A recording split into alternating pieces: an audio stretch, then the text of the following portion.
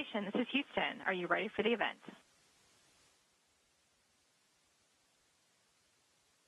Sunny says we're ready, so we are ready. White House, this is Mission Control Houston. Please call station for a voice check.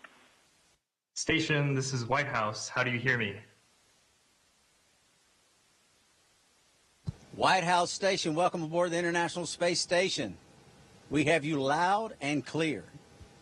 Thank you so much. Good afternoon. My name is Kota Mizutani, and I serve as a senior advisor for the White House Office of Public Engagement. It is my pleasure to welcome and thank everyone who's tuning in for this special event from the White House with NASA astronauts Sunny Williams and Butch Wilmore on the International Space Station. Thank you for the warm welcome. We have an amazing conversation lined up today, and I want to thank our astronauts for their bravery, their wisdom, and for their time. Without further ado, I will turn it over to the moderator for today's conversation, the distinguished Executive Secretary of our National Space Council, Chirag Parikh.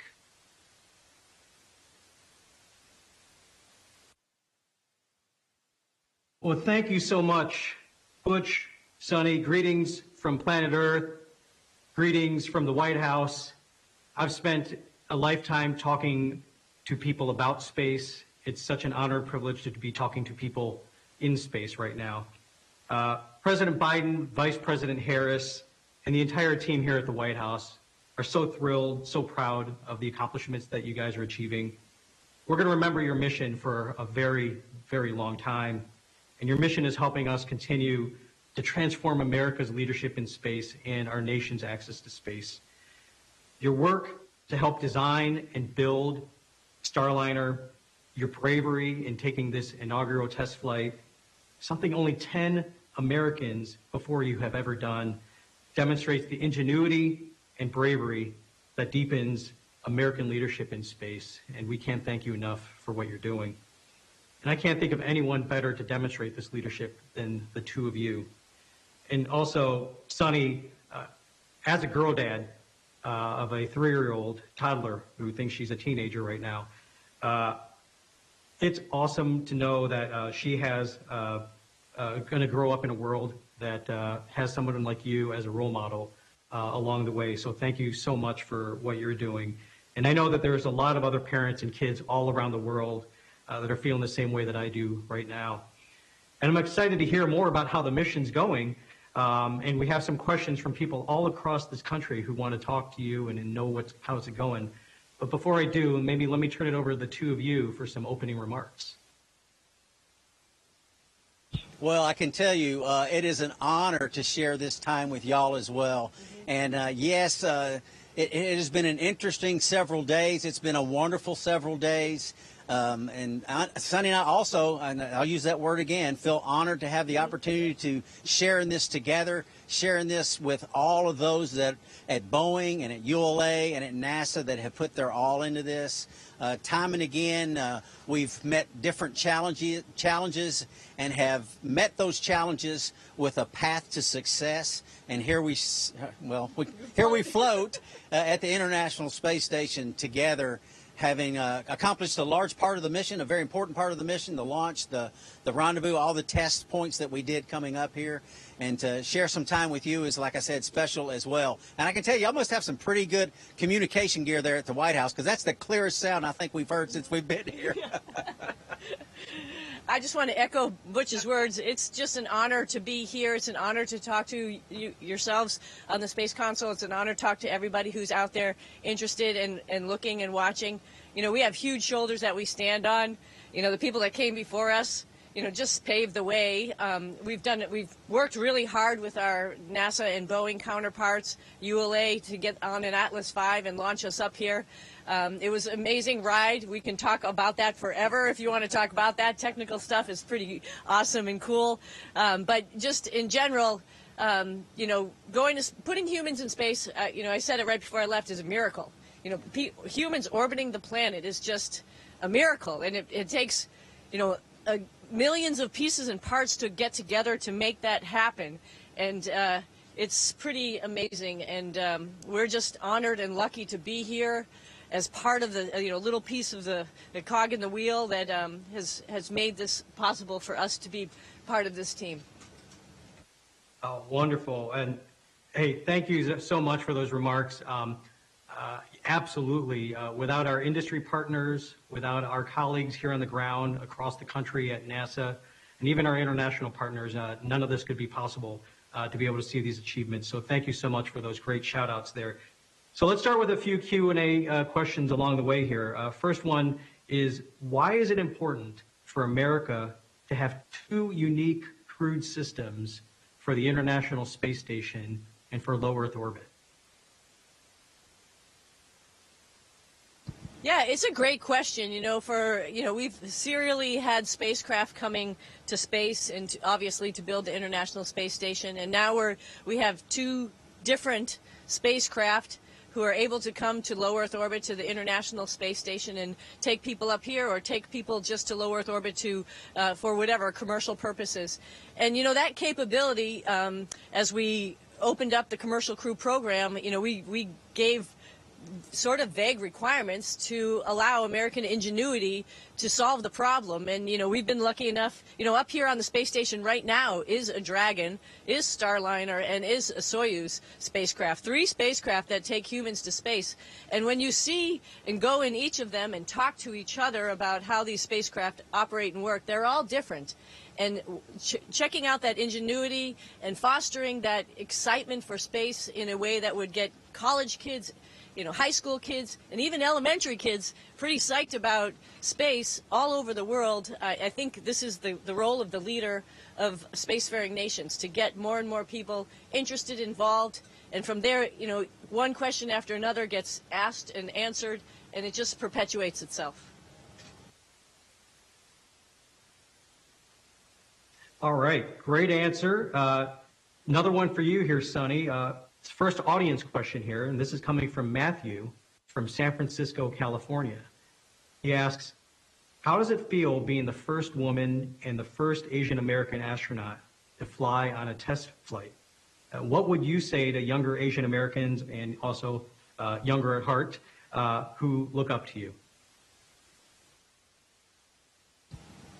It's a loaded question because there's just qualifications for the job, right? And it doesn't really matter who you are. I think that's the biggest thing when I'm talking to kids, it doesn't matter who you are, where you came from, what your ethnicity is, what your religion is. If you can do the job, you can do the job. And I challenge people to just get out there and do it. And don't let anybody else tell you no. If you can do it, why not do it? And, Butch reminds me every now and then when we get these types of questions, it's sort of funny because I don't think I'd be here unless he thought I was good enough to be here, and our whole team thought I was good enough to be here. So, I just want to do the job, and I think anybody who is really committed and ready to go can do the same thing. I'll add that it is a unique position she's in, absolutely. And I'm honored to also share this with her. But I can tell you, when we sit in that capsule side by side, where we come from, what we look like, how long our hair is, how short our hair is, none of that matters. All that matters is knowing your spacecraft absolutely in an integrated fashion as best as you possibly can, so you can deal with any and all contingencies. The ground, Mission Control, operates this spacecraft. We support them in operating it. But when it comes to flying it, they support us in flying it. And the person sitting in the right seat, person sitting in the left seat has to be capable. And that's what I understand and I get it. And it is a unique position. I'm grateful to share it with her, like I said. But capability, and she's the person to be in that seat. And I'm honored, like I said, to be there with her. I will say, add one more comment to it, though. I think we are very blessed and lucky to live in the United States of America. We have these opportunities that can be given to anybody. I know that's not the same all over the world. I wish it was, because it really doesn't, again, matter where you come from, what you look like, what your ethnicity is, what your religion is. In our country, these opportunities are out there, and you can take them if you want them. Those are both like she said. Both excellent points. That's okay. Go ahead. Oh, no, please keep going. This is a great conversation.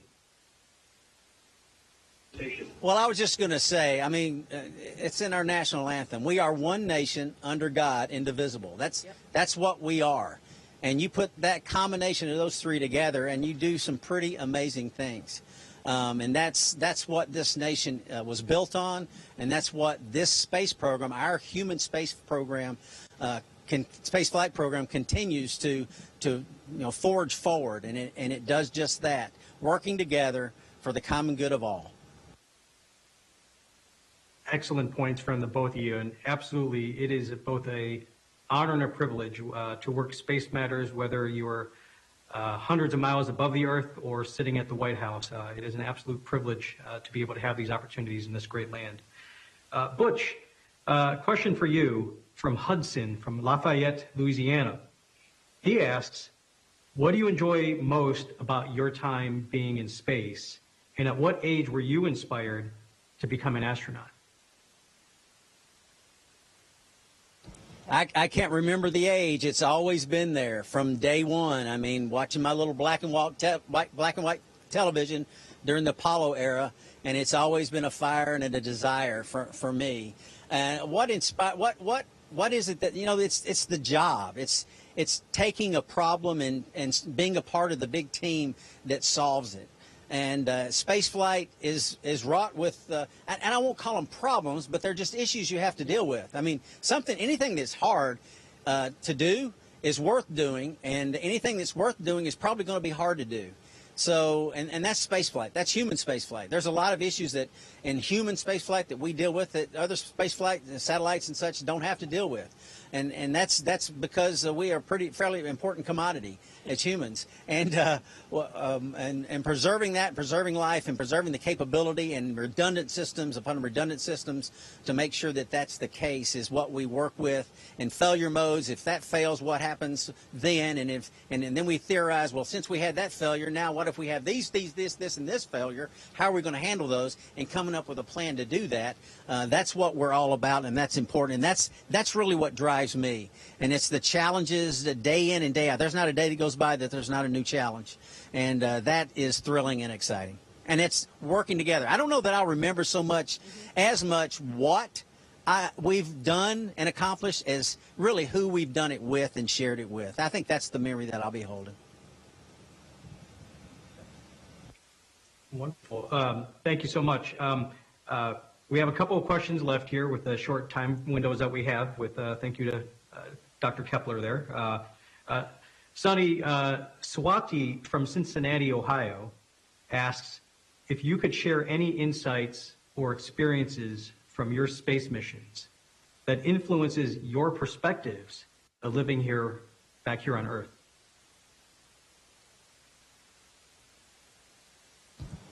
Oh, absolutely. On my first mission, I was down on the mid-neck of the space shuttle and was rearranging everything. We went from a rocket to a spaceship, and so you have to change a bunch of stuff and get the place ready for people to live in it for a couple days as you're getting ready to dock to the International Space Station. We had a day there that we were just orbiting as we were, just like we did on Starliner, to catch up to the space station. And my commander, Mark Polanski, said, "Sonny, come here."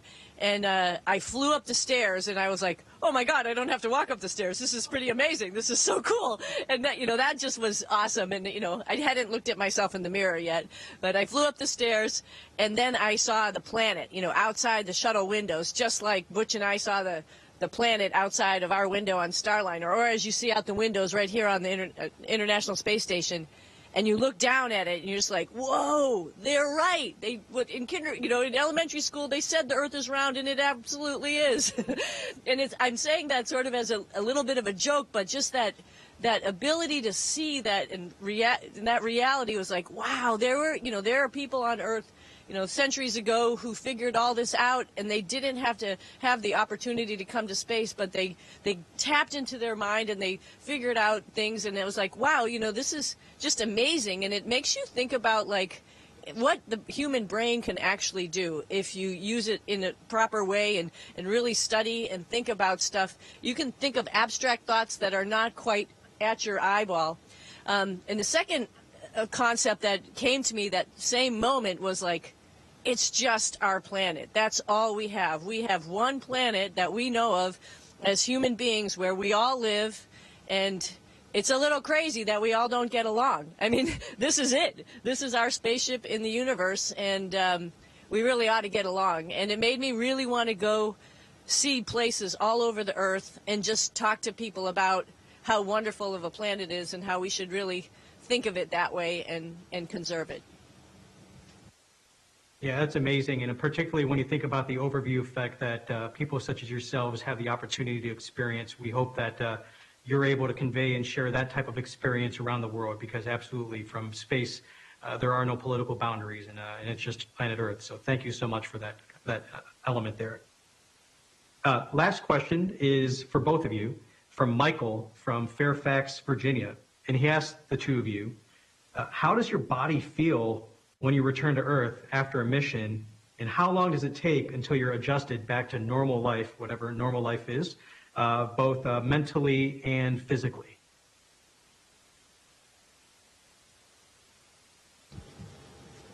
When you've been in space for a little bit, gravity is not your friend.